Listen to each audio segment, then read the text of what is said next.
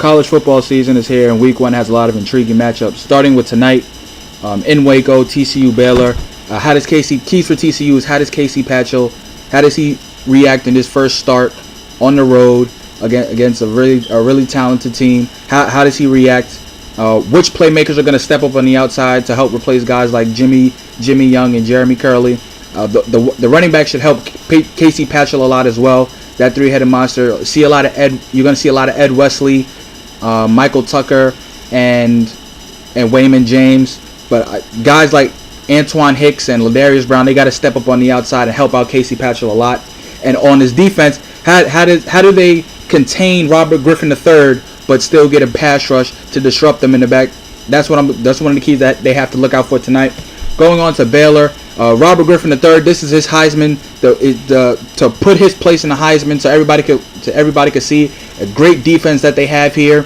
How are they going to handle that? How is he going to handle all the pressure that's here?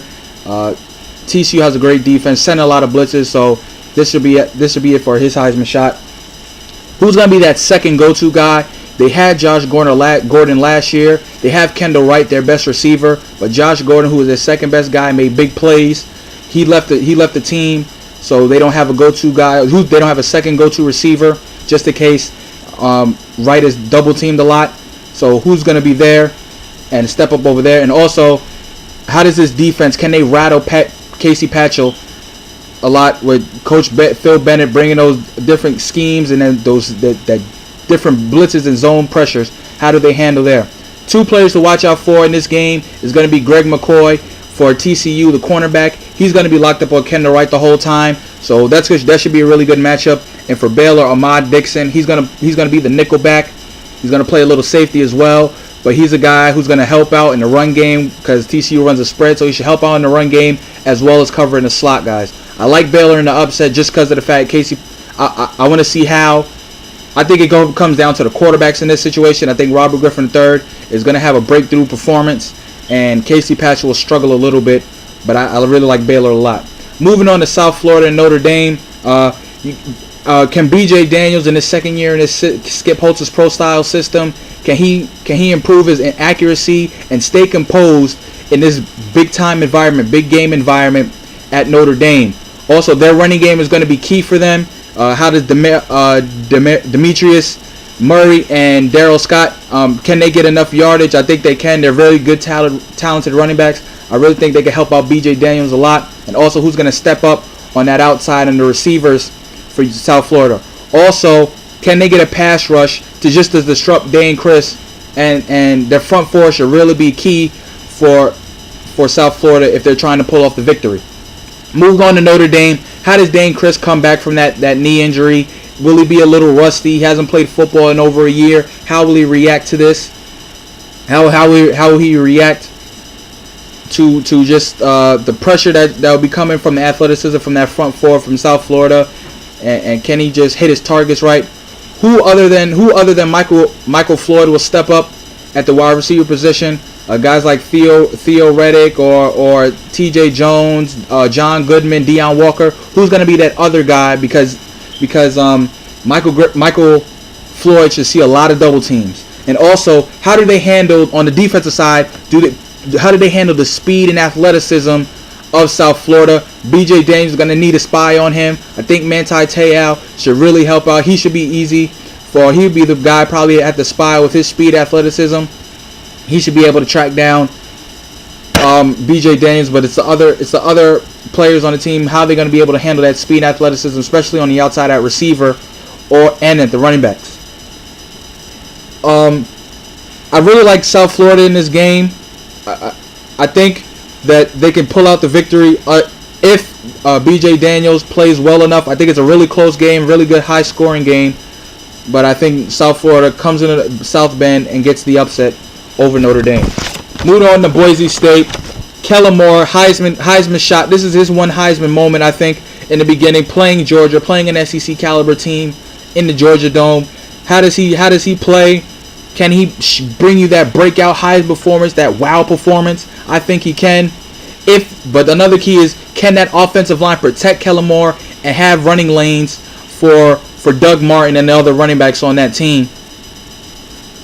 Georgia has a big defensive line. They run that 34 look, so the nose tackles, how are they going to handle that pounding of the SEC? I think the offensive line can withhold it, but how much longer can they withhold that for? And also, who's going to step up on that outside for them? Is it going to be Shoemaker? Who's those guys that step up for Titus Young and Austin Pettis? And can they handle the speed and athleticism on both sides of the football that Georgia brings to this team? Moving on to Georgia, how do they respond from a bad year last year? Really terrible, went 6-7. How do they respond? Aaron Murray should be fine at the quarterback. I'm not worried about him. But can Isaiah Crowell make that impact immediately for them, since they have really lack of depth at the running back position? Also, on the offensive side, who's going to step up at the wide receiver position? Look out for Marlon Brown, big guy. He should really help out a lot. Can they get a pass rush? This is disrupt Kellen Moore, because they like to run that spread a lot. They balance, but they like to run the shotgun and spread. Can that pass rush for them from the outside linebackers, even with the inside? Can they get a pass rush and just disrupt Kellen Moore? And also, this team needs to be really disciplined. It's a young team. They got a lot of young players, but they need to be disciplined. Boise State should be a really disciplined team, but can Georgia stay out of those penalties that kill drives, stop drives, or keep drives going on the defensive side? Two players to look out for is Jamar Taylor, for the cornerback from Boise State. He's a really good guy. I think he'd be an NFL player on Sundays, but he's your guy that you're gonna have to look out for. He's going to be guarding Marlon Brown. He's going to be guarding one of those receivers out there, Rontavious Wu and Tavares King. He's going to guard one of those guys.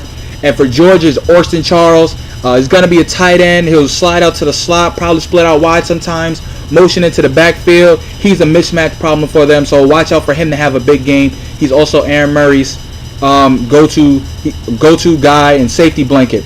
I think Georgia wins this game just due to the fact that it's speed and athleticism, and I think they can get to Kellen Moore a lot and get a decent type of pass rush. Moving on to the biggest game of the weekend, the LSU Oregon game. This is an early elimination game for Oregon for the national title. If they lose this game, I think they're out. But starting with LSU, how does Jerry Lee handle this offense? Can he manage this game enough and get to third and manageable situations? Can he convert those situations on third down? And also on the defensive side, can the D-line get a penetration up the middle with guys like Ferguson? Because that's the way you stop this rushing attack, spread rushing attack, option read attack for Oregon. You get pressure up the middle and you stop them there. Also, special teams for for LSU is going to be a big thing. Can they get those big plays on special teams that they had last year from Patrick Peterson? Who's going to step up? It was going to be Russell Shepard, but Russell Shepard suspended as well with Jordan Jefferson. Who's going to step up and make big plays on special teams? Oregon, which playmakers are going to step up on the outside? They got to find guys who's going to step up, especially since they lost a bunch of receivers of last year. They're two starting receivers from last year.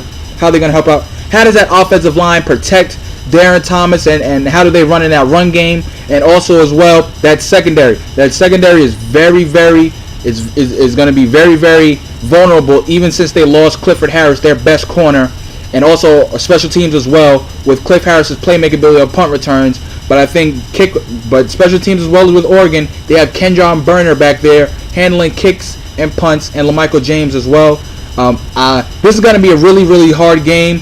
Two players you need to watch out for is Ruben Randall, wide receiver. He's an excellent stud at the playmaker position. And Josh Huff on Oregon. He's a guy they should watch out for who could step up and be that playmaker on the outside for Oregon. I like LSU in this game just for the fact that they have the two main positions, the two keys that are really going to determine this game. In the secondary, they're very strong in the secondary position, unlike Oregon. And at the defensive and offensive line, they're both Oregon's offensive line and defensive line is not as good as it was last year, and I think they're going to have a lot of problems.